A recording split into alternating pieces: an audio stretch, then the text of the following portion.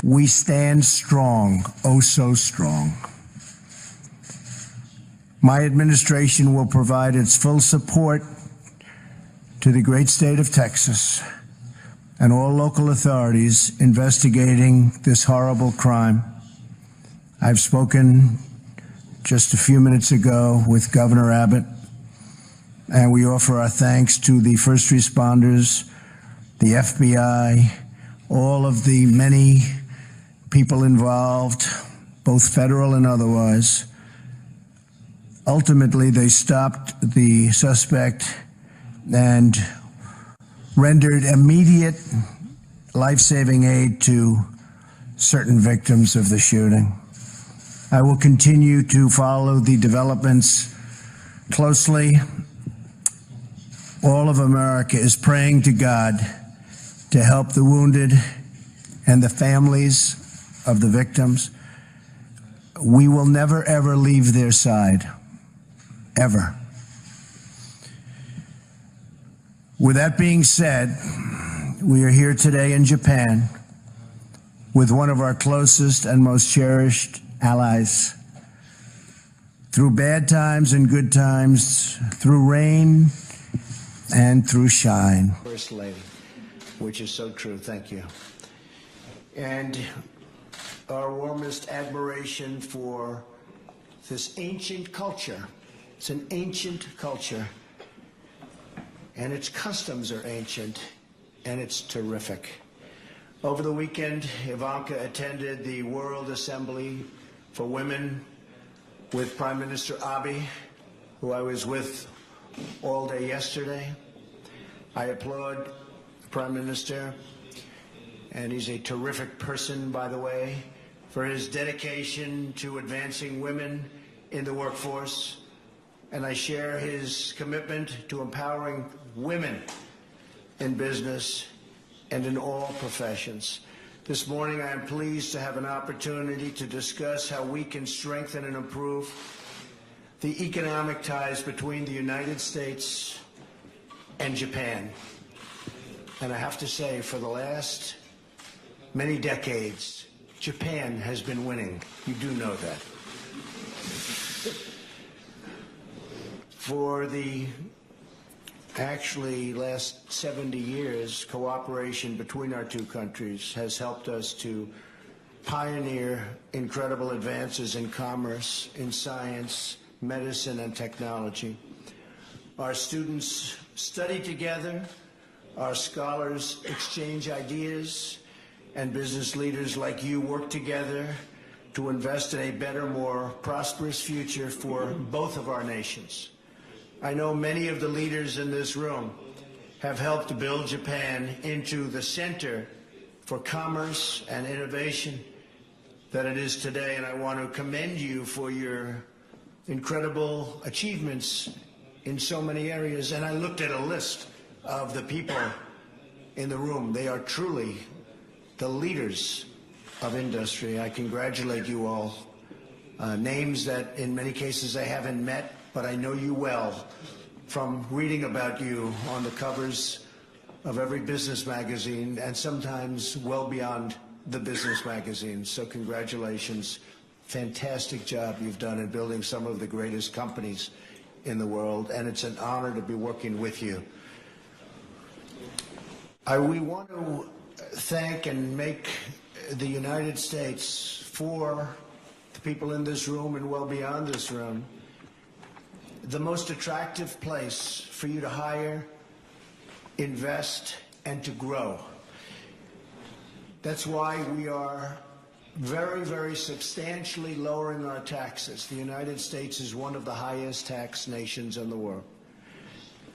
But it's also a market like no other.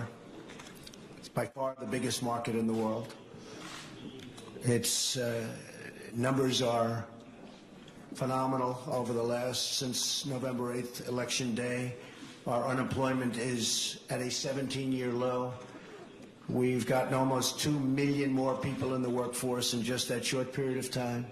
I've reduced regulations terrifically, frankly, if I do say so myself, but at a level that nobody else has ever done. I've done more in 9 months in terms of the reduction of regulations than any president has done in a full term, and it's not even close. And if it were close, they will let you know about it tomorrow morning, believe me.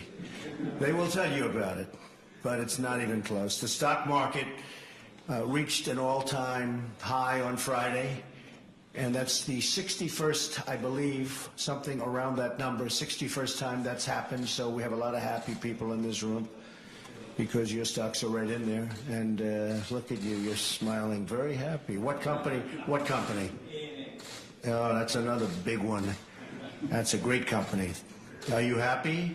You happy with the job? Good. Come here, give me your hand. That is some company, too. Congratulations, you've done a great job. But it's reached an all-time high. I believe it's maybe in the neighborhood of 61 times during the course of from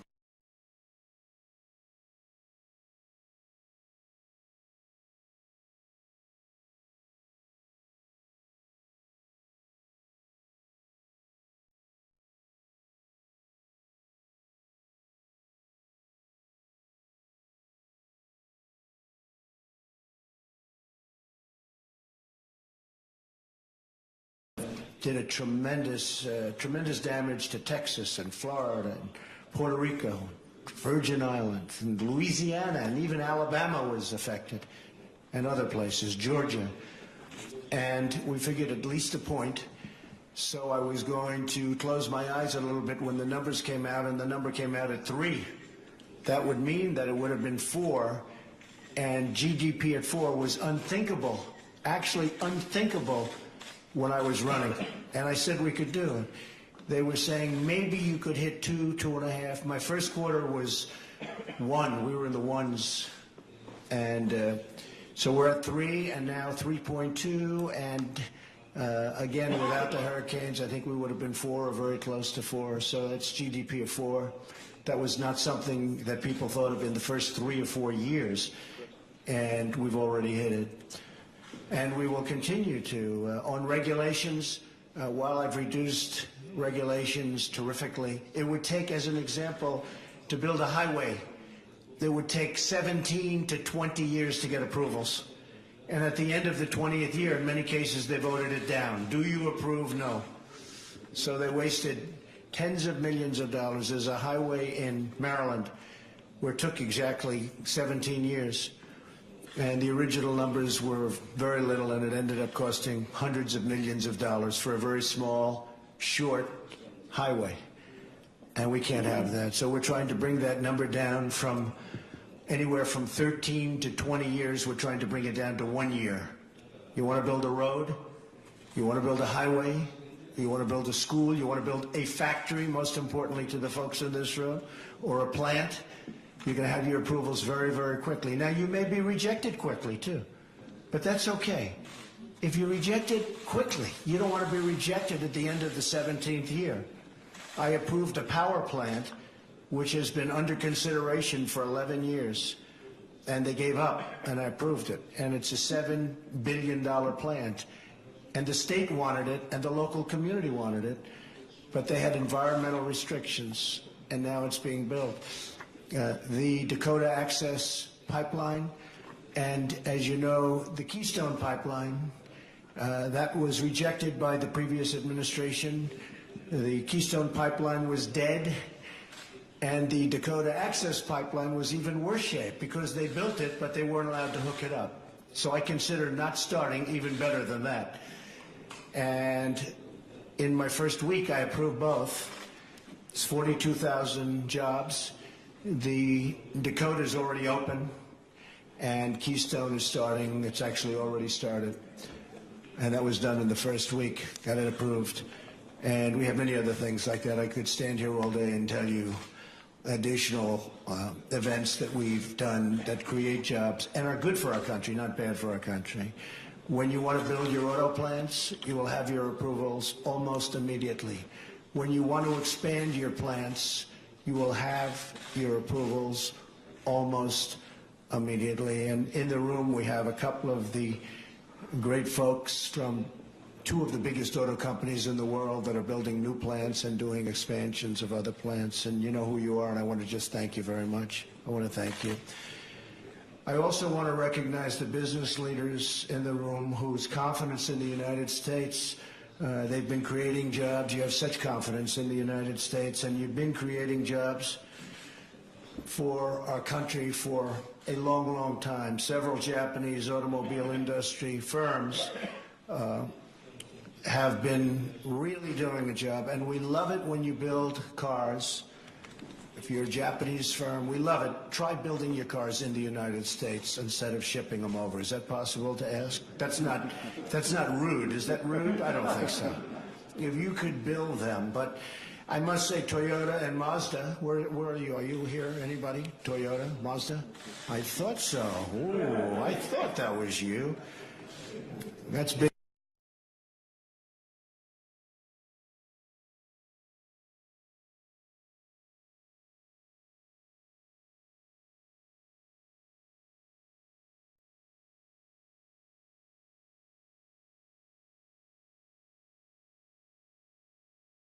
Is 4,000 new jobs in the United States. Thank you very much. Appreciate it.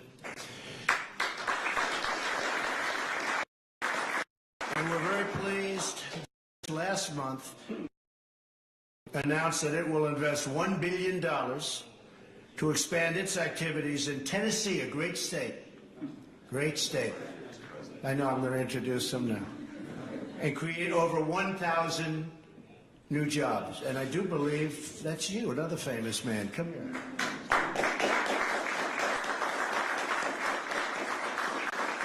Great state. You're going to love being there.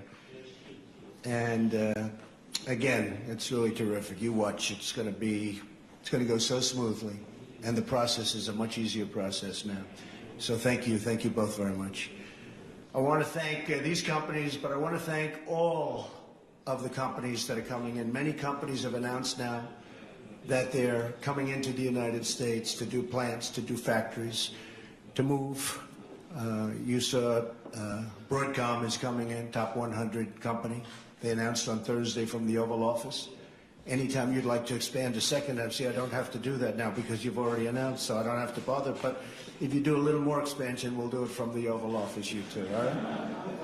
But we just did that announcement from the Oval Office, and Foxconn is coming in with a massive plant that's going to be in Wisconsin, and that was very exciting. They do the Apple iPhones, and it's going to be a tremendous success.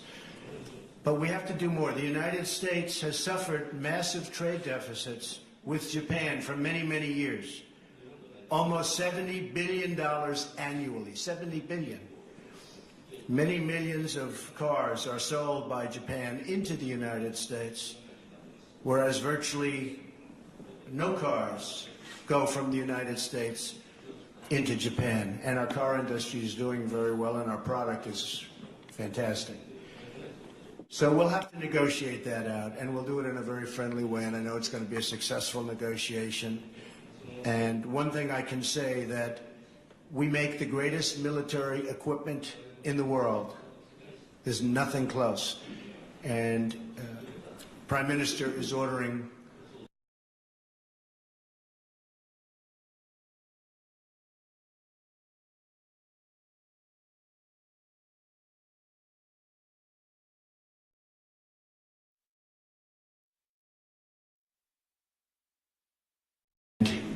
their missile system defense, took the missile right out of the air, blew it up. Incredible talent, incredible technology that we have, incredible. The accuracy that you can stop something like that. It's like a needle in the air going very, very fast. And we make incredible equipment, whether it's the planes, the missiles, anything you can think about. There's nobody even close. So we're going to be doing a lot of business with many countries on defense. We want fair and open trade. But right now our trade with Japan is not fair and it's not open, but I know it will be soon. We want free and reciprocal trade, but right now our trade with Japan is not free and it's not reciprocal. and I know it will be. And we've started the process, and it's gone on for a long time, but I know that we will be able to come up with trade deals and trade concepts that are going to be fair to both countries, and actually, I think will actually be better for both countries. And I have no doubt that it'll be done in a quick and very friendly manner. I'm very optimistic about the future of our economic partnership. We are proud, for instance, that after the United States, Japan is the largest owner of Boeing aircraft, greatest commercial aircraft in the world. Is Boeing here? Boeing? Oh, look at my guy. Stand up. Boy, have I made him. Whoa, come.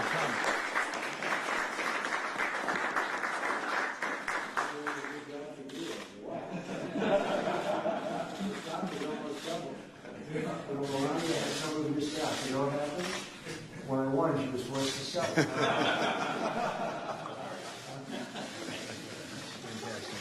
Great job you're doing. And I do love the F-18 also. I love the F-18. So we're joined this morning also by Ray Washburn. Where's Ray? Ray. Stand up. Well, what are you doing in the back of the room? Since when have you become shy?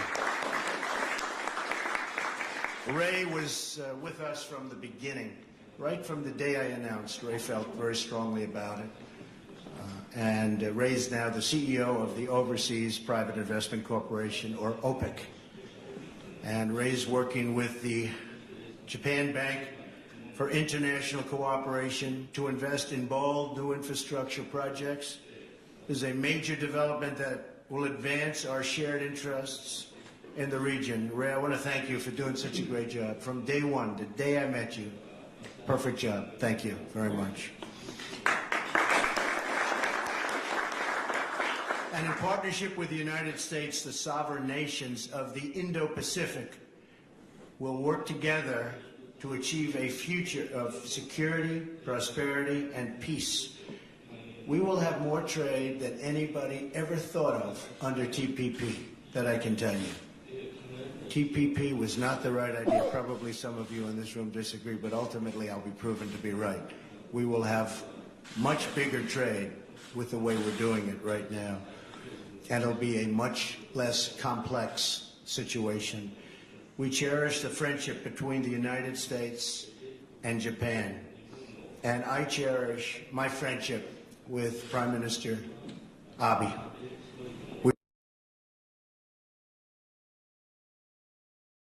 We believe that a balanced economic partnership will unlock new frontiers for discovery, unleash new prosperity for our citizens, and improve the lives of millions and millions of people all around the world. We're grateful for everything you do to promote opportunity in both Japan and the United States. We look forward to many years of cooperation, innovation, collaboration, and unbelievable trade. Unbelievable trade. It's happening, and it's going to happen. So I want to thank everybody for being here today. Again, you are the rock stars of business. Amazing people. I hope your family recognize how important you are. Oftentimes they don't, right? But you really are. You're the rock stars of business, and it's an honor to be with you. And I think as soon as the media leaves, we'll do some question and answers. Okay? Thank you very much. Thank you. Thank you very much, everybody.